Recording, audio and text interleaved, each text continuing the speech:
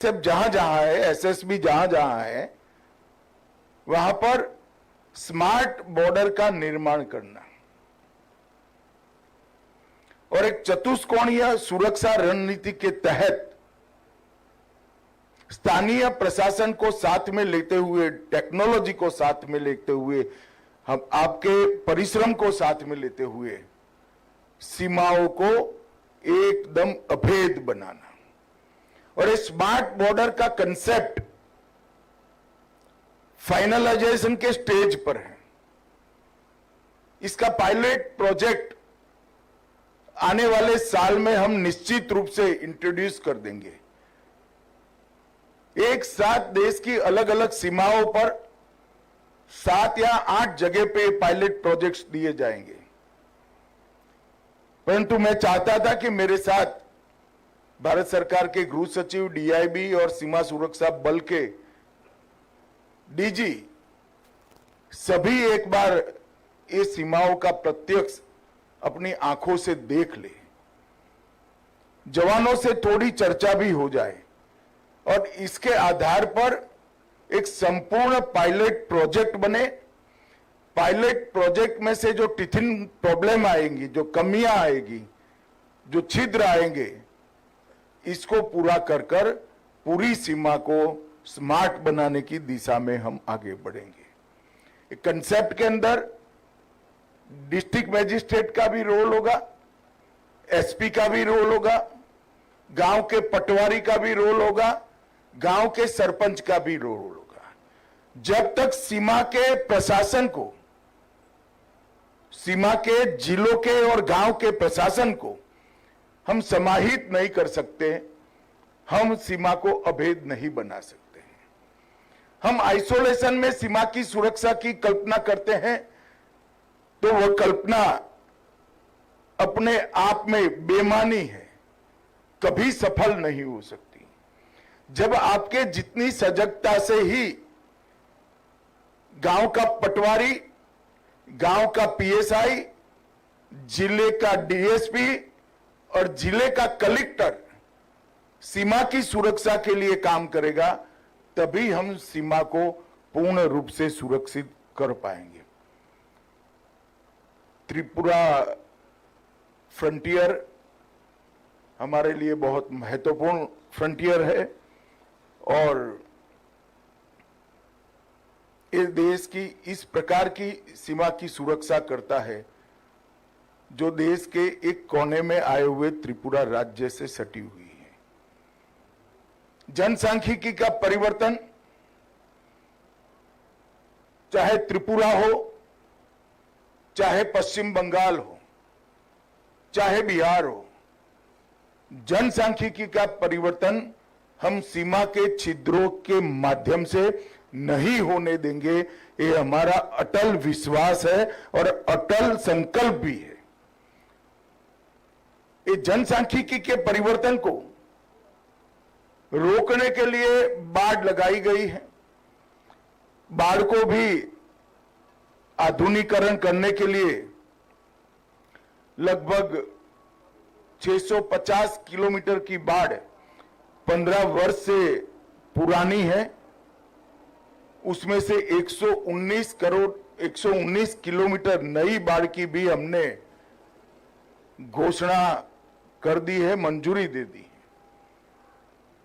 मैं जब गृह मंत्री बना उसी वक्त 2019 दिसंबर में मैं बीएसएफ मुख्यालय गया था, तब नई बाड़ की संकल्पना को और डिजाइन को मेरे सामने प्रस्तुत किया गया था। मुझे आनंद है कि इसका पहला फेज अब शुरू हो चुका है। आपकी सुविधाओं के लिए सीमा चौकियों की बिजली आपूर्ति, ग्रीन एनर्जी इनिशिएटिव, जवानों के लिए सुरक्षित पेयजल, इस सब के प्रोजेक्ट न केवल चालू है, बहुत बड़ी संख्या में हमने इसकी परिपूर्ति कर दी है। और एक प्रकार से 3 साइड से त्रिपुरा सरहद से घिरा हुआ संवेदनशील राज्य है। आप लोग इसकी सुरक्षा कर रहे हैं। मित्रों, प्रधानमंत्री जी ने हम सब के सामने एक लक्ष्य रखा है। देश के 140 करोड़ की जनता के सामने एक लक्ष्य रखा है कि 2047 तक ये देश को पूर्ण विकसित देश बनाना है। अगर 2047 तक इस देश को पूर्ण विकसित देश बनाना है तो सबसे बड़ी जरूरियात है, देश को सबसे पहले सुरक्षित देश बनाना चाहिए। मैं जब सुरक्षित देश कहता हूं तब कोई प्रकट प्रकार के युद्ध से बहुत बड़े खतरे हैं ऐसी बात नहीं करता हूं, मगर क्या हम देश को स्मगलिंग से सुरक्षित कर सकते हैं? ह्यूमन ट्रैफिकिंग से सुरक्षित कर सकते हैं? देश के युवाओं को नशे से सुरक्षित कर सकते हैं? देश के अर्थतंत्र को फेक करेंसी के व्यापार से बचा सकते हैं क्या? ये सभी चीजें बीएसएफ के चार्टर में होनी चाहिए और है भी, परंतु हर चीज के लिए सुरक्षा का उपाय हो, ऐसी स्मार्ट सुरक्षा ग्रिड बनाने का काम अब भारत सरकार ने हाथ में लिया है। मैं स्मार्ट बॉर्डर की परिकल्पना जब रखता हूं तब मवेशी तस्करी से लेकर हर प्रकार की तस्करी स्मार्ट बॉर्डर को परिकल्पना में समाहित होती है। ये सभी चीजों से देश को सुरक्षित करना चाहिए और मैं मानता हूं कि हम सब की साझी जिम्मेदारी है।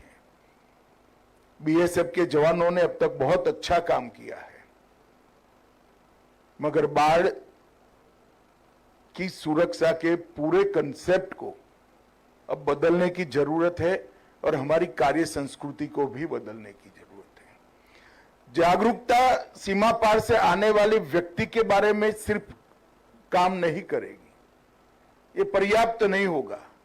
हमारी जागरूकता सीमा पार से आने वाली हर दूषण को जो हमारे समाज को प्रभावित करते हैं, इससे देश की रक्षा करना, सीमा की रक्षा करना हमारा दायित्व होगा। तो सीमा सुरक्षा का स्मार्ट फेंसिंग का कंसेप्ट और चतुष्कोणीय सुरक्षा ग्रिड का कंसेप्ट, ये आने वाले दिनों में सीमा की सुरक्षा करने वाले हर सीएपीएफ का, चाहे आईटीबीपी हो, चाहे एसएसबी हो, चाहे असम राइफल हो, चाहे बीएसएफ हो, उसका एक कार्य संस्कृति बने, इसके लिए हमने शुरुआत की है और उसी के एक हिस्से के रूप में आज मेरी लंका मुरा की चौकी पर आप लोगों से बातचीत हो रही है। मित्रों, मेरी अनंत अनंत शुभकामनाएं आप लोगों के साथ है। मैं हर बार जब बीएसएफ के कार्यक्रम में जाता हूं तब कहता हूं, पूरा देश की जनता और विशेषकर भारत का गृह मंत्री रात को सो पाता है क्योंकि आप बॉर्डर पर रात को जगकर हमारे देश की सुरक्षा कर रहे हैं और ये बहुत बड़ा आपका काम है। इसको बड़ी देश की जनता बड़े सम्मान के साथ देखती है। भारत सरकार का गृह मंत्रालय भी इस स्पिरिट को और आपकी कठिनाइयों को बहुत अच्छे तरीके से समझते हैं। फिर से एक बार सभी को मेरी बहुत बहुत शुभकामनाएं। वंदे मातरम।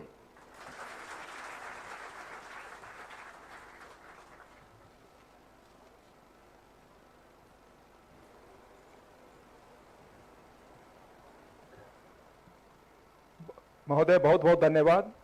अब मैं श्री प्रवीण कुमार, महानिदेशक सीमा सुरक्षा बल से अनुरोध करता हूं कि वे हम सभी सीमा प्रहरियों की तरफ से माननीय